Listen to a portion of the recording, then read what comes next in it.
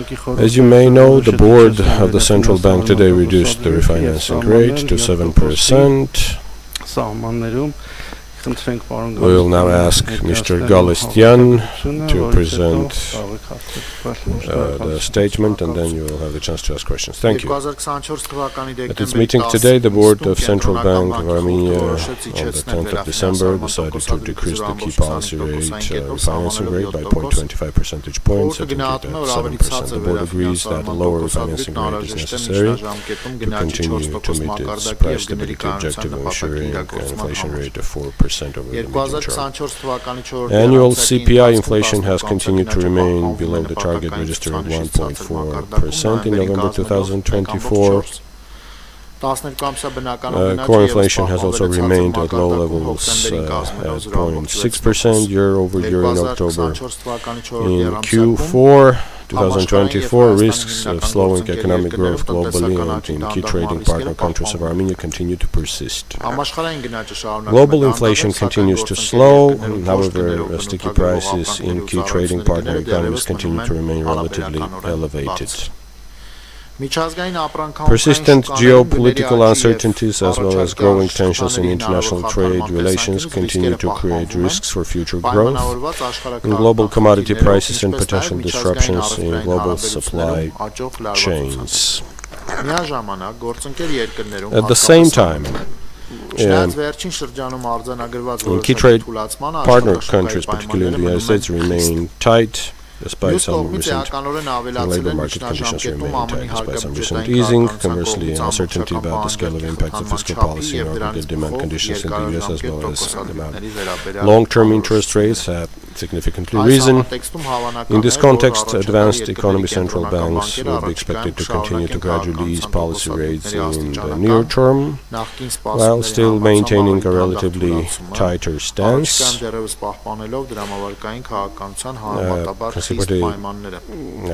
The external environment would be expected to transmit weak inflationary pressures on the Armenian economy, while embodying some upside risks. Economic activity in Armenia continued to approach its stable long-term levels.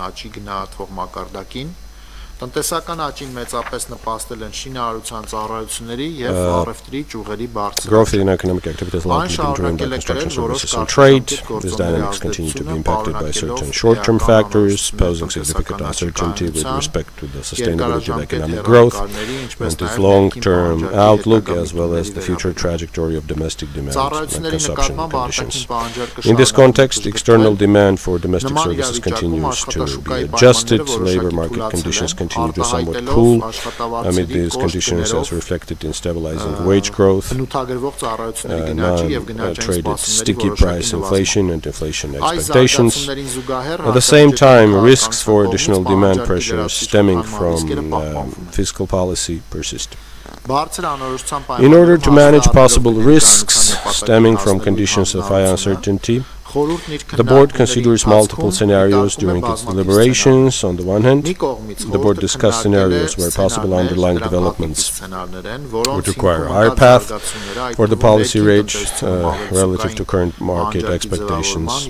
This case A top scenarios include uncertainty about the formation and persistence of excess demand conditions in the domestic economy, as well as uncertainty about long-term interest rates. These developments would require a tighter policy response compared to market expectations in order to ensure price stability. On the other hand, the board discussed case B-type scenarios, including those related to the gradual slowdown of the construction sector, weakening demand, and risks associated with the prolonged maintenance of low inflation environment. This would imply a more rapid and aggressive downward path of the policy rate than what is currently priced in markets in order to sustainably stabilize inflation at the target in the medium-term horizon. While the board believes that there is greater likelihood of case B-type scenarios materializing, it emphasizes the importance of minimizing the losses that could stem from case A-type risks. The board thus finds it appropriate to continue to gradually ease the policy stance. The board resolutely affirms its commitment to adopting the appropriate policy actions and strategy to ensure the price stability objective of 4% inflation in the medium term. Please. Arca agency. Mr. Galstyan, will this trend continue in 2025, meaning this decrease in refinancing? And generally, as regards the monetary policy, what are going to be the main vectors given lower targets? What is the inflation expected for 2024, and are there any estimates for 25 already? Thank you. Thanks for the question, and thank you for covering the change of target, because I think that this is an important step that we've made together with our friends in the government due to the mutual agreement, and we all understand the goal behind. First of all, the goal is to create a better goal that might be in more concordance with the expectation of our society, since we're looking into the stability of prices in the country. Then all of our research and studies have in fact shown that 3% is more in concordance than 4%, with the goal of ensuring stability of prices. The other point is that we expect that in the medium term and long term we're going to be reducing the expenses, because the premium that people would pay in form of higher price is going to be lower, and also the volatility of inflation is going to go down. So for all the parameters, we think that we've been quite expedient and purposeful. As regards the monetary policy for 2025, we think that next year we're going to come closer to the target. We are going to be lower than the target this year, respectively starting last year, easing in the monetary policy, and the pace is going to be maintained. It's hard to say what is going to be happening next year, and we'll continue reducing. Nevertheless, the target for the monetary policy that from the 1st of January is going to be 3% will be reached next year.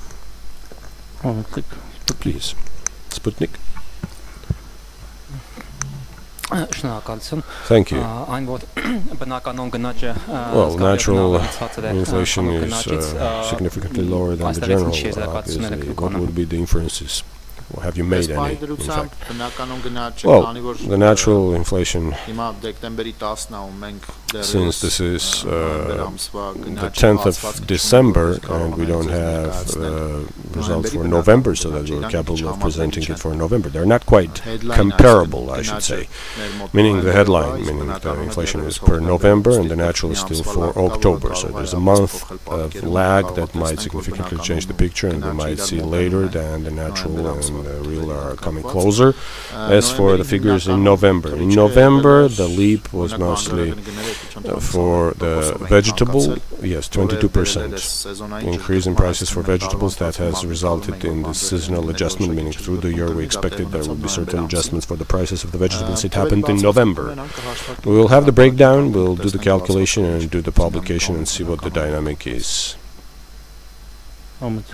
Please. FAO index for the food November reading, meaning was 20 from the 23rd of April was the highest. So did this factor play a role? I mean, does it tell you that in the coming months the price for food is going to play a significant role in contributing to inflation? Well, you can see the FAO index breakdown on this chart. In fact, we think that it's the vegetable oil that determines the price raise. For the sugar and for grains, the prices are going down, in fact. So if you compare to the same period in the previous year, then it's 5.8 growth, which is certain growth, but it's not concerning. I mean, not quite concerning in the sense that we expect the same trends next year. I mean, our expectations regarding pressures from inflation are not of that magnitude. Arca? More expensive transport, is it going to impact inflation? To our calculations, I mean, we expect that the maximum impact that might be observable next year with transport or change of price, I don't know. I mean, talking different things there, like one time, if you buy a monthly ticket, for example, it could be different. So our estimate is 0.5% max. Sorry, yeah, public TV. Can't hear no microphone. Yeah, so that theoretical 0.5%, if nobody buys the long-term ticket and buy one-time tickets, no, it's balanced. Specific weights, they're weighted, I mean, they're not just absolute figures. Okay, you mentioned geopolitical developments. Would like to know any estimates, forecasts of repatriation of Syrian Armenians, and what would be the increase in demand in that regard? No. I mean, John, it would be hard to say anything specific currently. We'll have to further clarify the figures and see how many compatriots we have residing in Syria. We don't have that data. I mean, we have not been covering this in the framework of this scenario. I mean, at least in the discussions we've had yesterday and the ones that we're having today. Hopefully it's going to arrive at the next discussion. We'll tackle that. We have quite significant time to discuss that point. So the question is more the number of people and who are ready to come and live in Armenia, and what financial and economic well-being are we discussing here, so that just scenario-wise we understand what impact these people are going to produce by coming back. I mean, how much impact on demand and on labor force, both are important. A short addition, you said, well, you spoke about the increase in prices for vegetables, but apparently the petrol was not mentioned. You know, petrol, in fact, it doesn't have that big of influence. Pay attention to what was happening last year. It went up a little, then it went down. So I don't think that it might have any significant impact on the inflation, because its specific weight is not of significance. Like if you compare it to what was happening 10-15 years ago, and how much it comes forward in the consumable consumption basket. Can't hear it without microphone. Well, we do not make forecasts, you know, but as regards, well, there are two scenarios. For this year, our expectation is about 6% or maybe a little less. For next year, we expect that the economic growth of Armenia will be close to the potential growth, meaning about 5, depending on the scenario. Under scenario A, it's going to obviously be higher, which is the inflation scenario. With B scenario, it's going to be lower.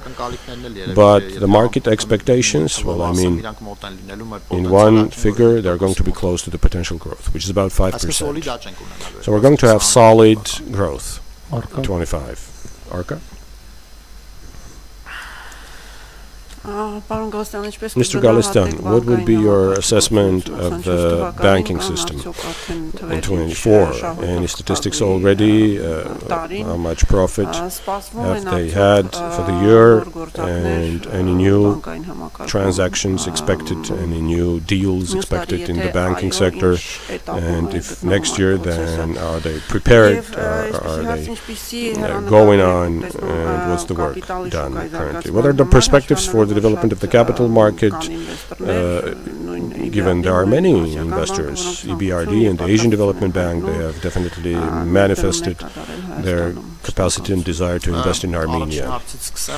Starting with the first question regarding the banking system, the final figures will arrive by the end of the year, but the system, just as in previous years, has been quite profitable, and they have had significant income this year. It's well capitalized, and the level of capitalization, in parallel to the level of capitalization, you know, the central bank in anti-cyclic decision buffers, in fact, has grown as well, and we have defined the respective range, which accordingly will allow us avoiding any stress scenario, In terms of liquidity, the banking system is also in quite a good condition. As regards the development of the capital market, then we work with the organizations you mentioned. There's a separate project with EBRD for overnight interest rate. We have that process as well, and I know that currently the National Assembly is discussing a law related to bonds. You know, for 2 years specifically, my colleagues are in permanent contact with the National Assembly, so it's boiling. And we think that the market is quite active in the sense that the number of emissions is really very high. If I'm not mistaken, Team Telecom is going to emit new bonds tomorrow, and per the information we have preliminarily, there are investors here already who have expressed their great desire to purchase those bonds. Also, I mean the foreign investors, international investors. So we think that we're kind of in a natural development phase, hoping 25 is going to be a better year. As regards the transactions, then we do not have any forecast. I mean, we do not foresee any transaction of which I would like to speak currently. There are even no negotiations that would be worth mentioning here. Let's see what the developments are next year. Public. Just another clarification. If it is 0.5% growth in the prices for transport, why is the target going down to 3 from 4? I mean, there is 0.5% there already. We said that our expectation is maximum 0.5%. And we do not define the target based on decency. We define the target per the long-term interests of the society. And the appetite of the economy should also be taken into account, shouldn't it? Yes, doubtlessly, and that is why we define it, so that there is a larger predictability range for the business and the country is more attractive for investments. Because you know much better than I do, Herine-Can, that stable and predictable inflation is what the economy is based on. Thank you. The analysis that you have devised, I mean, there is analysis behind decreasing the inflation. You've mentioned that there could be certain short-term risk materializing, meaning less interest rate, more demand, and pressure on inflation, or pressure inflation-wise. If I'm not mistaken, you're saying that 7% may stay for 10 quarters. Did I get that correctly? Well, we looked at you really surprised. I mean, I'm sure you understand what that means. Well, let me tell you what the name of that document is. 3% target indicators, macroeconomic results. That's what that study. So what do we say? Well, you say if the nominal rate is adjusted 1% downwards, then the real would essentially emanate from inflation, which will create additional demand and inflation-wise pressure, specifically deviating and resulting in increments. Okay, the incremental will stop. Okay, possible. Yes, possible. That's one of the scenarios that can materialize towards transiting in direction of the target. But in addition to my answer to Hermina's question, we are not doing that for 25 or 26. We do that for longer-term inflation forecasts, meaning change of mindsets towards inflation perception for people who live in Armenia or for businesses who work in Armenia. So that inflation is not a problem that should be of their concern. But inflation is predictable value, so that people do their business plans and decide what type of product to create and be unique in the world and have a huge export from Armenia. Okay, since you're touching upon that work, so that there is clear interpretation of the macroeconomic impact, the main analysis is that during the move towards the targets of inflation, there can be certain policies implemented by the central bank, and that's completely, I mean, the main message here is that it depends on the general trust towards policies implemented by the central bank. And these expenses that could occur here are almost zero.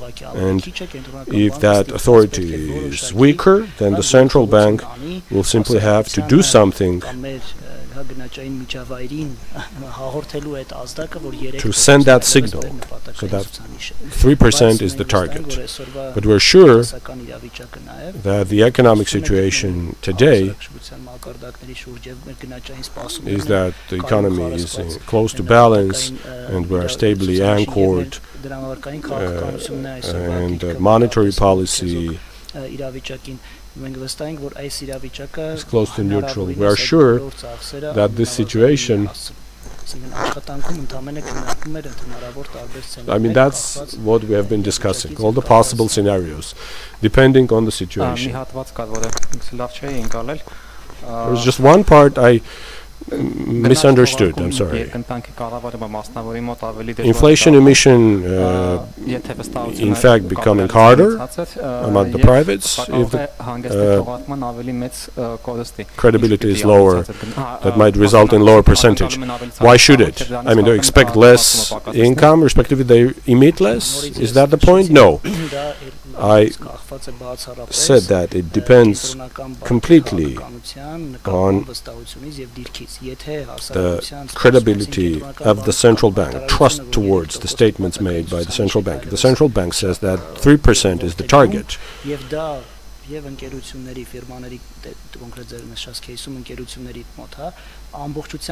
and the trust is so high that it is immediately reflected in their decisions, then those expenses are neutral. If it's not there and they still relatively plan 4%, in that case, there is this difference between demand and supply for a short period of time. That's what I mean. So if they don't trust the messages, then they may replan, yes. And if the policy of the central bank is more restrictive to provide for the 3%, then that might contribute to certain additional spending, if there's no trust. Okay, to sum up, the goal of the central bank policy is to overcome shocks with the least expenditure globally. And that's the essence behind stability of price. There is trust towards the policy, then policy making becomes less expensive. Arka. Mr. Galstyan, the Eurasian Economic Bank, in the most recent report thereof, forecasts USD AMD 402. Your comments, please, and are there any scenarios the central bank has here? And also as regards the ruble AMD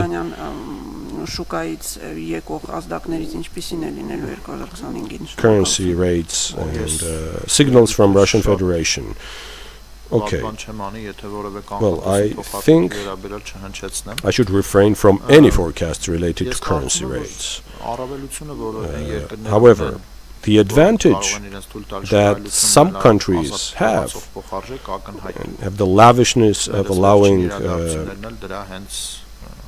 floating rates, well, it's up to them completely. And there were certain volatile situations. We are quite calm about them, but there are partner countries, for example Russia, where devaluation of the ruble results in serious change, like the Central Bank of Kazakhstan increased the interest rate 1%, and make some interventions in the market. I think we are at a point where we have that mutual trust with floating interest rates have some variable components, which is quite normal. As per the events in Russia, then there were some coincidences there. First of all, it was the last envelope of sanctions that contributed to what's happening in Russia, because these were mostly export-related income that suffered a lot. There was disbalance between demand and supply on their market, in result of which the currency went up, up to 115. The rate went 115 ruble per dollar. So I think that in a world where we live, such things are going to be happening in 25, as well as they happened in 24. So no emotions. Sputnik.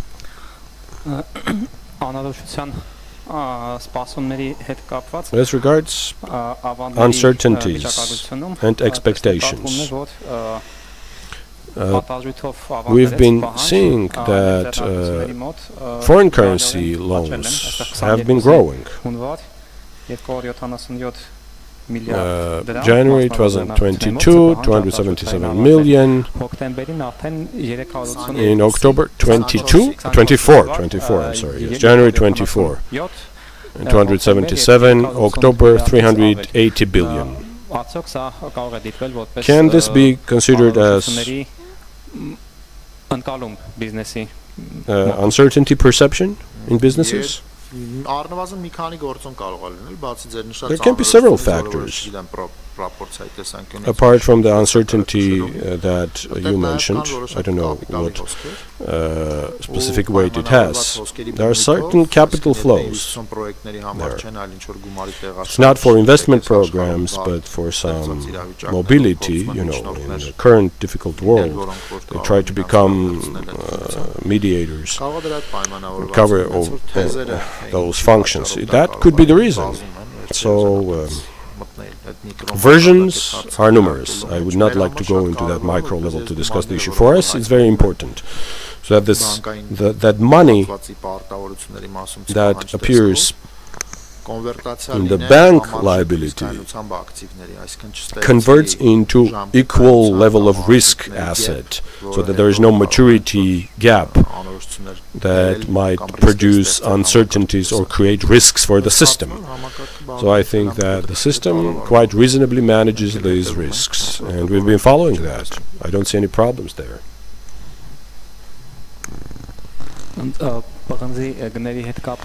As for the prices of copper,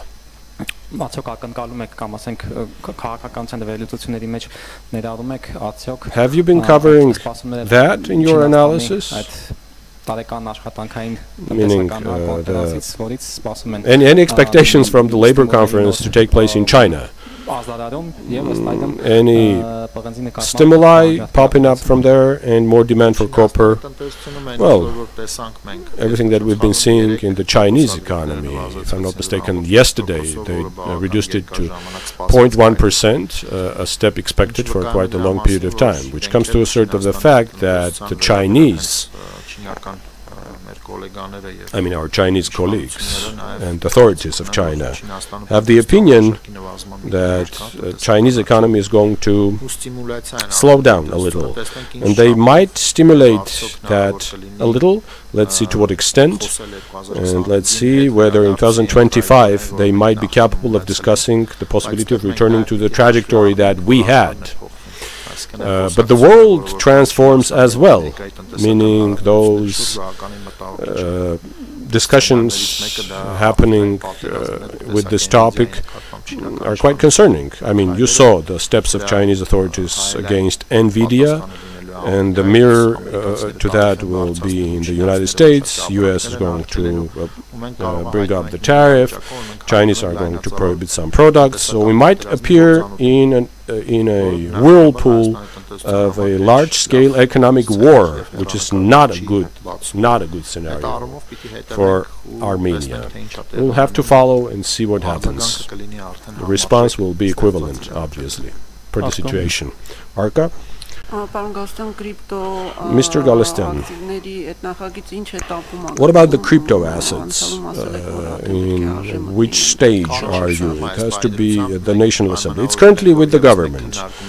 We have agreed to have just another discussion on that with our friends at the government, and then it will go to the National Assembly. Okay, just a continuation to that.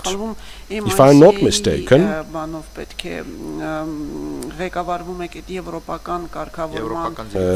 the European directive, yes, that guides, yes, it's the European directive. Why did you decide to follow that directive specifically? Because some experts tell us that it's not very positive. Apparently, there are some not very conducive developments taking place. So why did you decide that way? We are a risk managing establishment here. It is very important for us to see those assets obtain their legal status in our financial system. And why European, not Salvador, for example, but we took the European praxis because it is the most concordant with the FATF, which is a global standard center, and all the rules should be taken from there, with all the approaches that are requirements by FATF have to be reflected in our reality. We cannot lag behind processes taking place in the world. Second, after studying that for 3 years, the Europeans only came to that standard regulation, and their developments are quite concordant with events taking place in the world. So we don't think that for decent investors there may be any barriers, either with the European or any other regulations. We think that for a decent investor there is always a great opportunity to work in the Republic of Armenia with a respectful banking system, and issues of compliance, issues of traceability can be resolved easily. People will be able of making investments in crypto assets. Thank you. Could be a little speculative. Nevertheless, what is your expectations of the FED policy?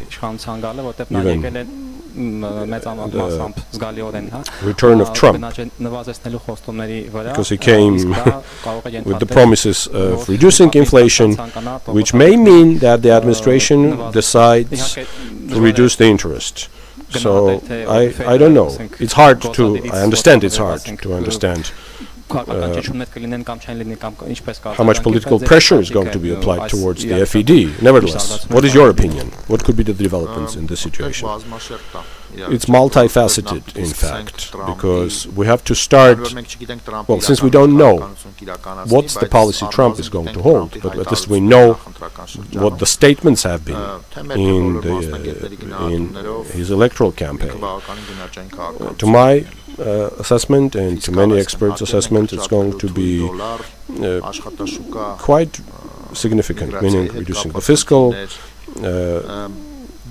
space and taxes and migration-related issues. These are all tools that are going to be contributing to increase in expectations related to inflation. So if you look at the curve, the upper red line is the response of the market. The lower curve is 25th of September. The upper curve is the 5th of December.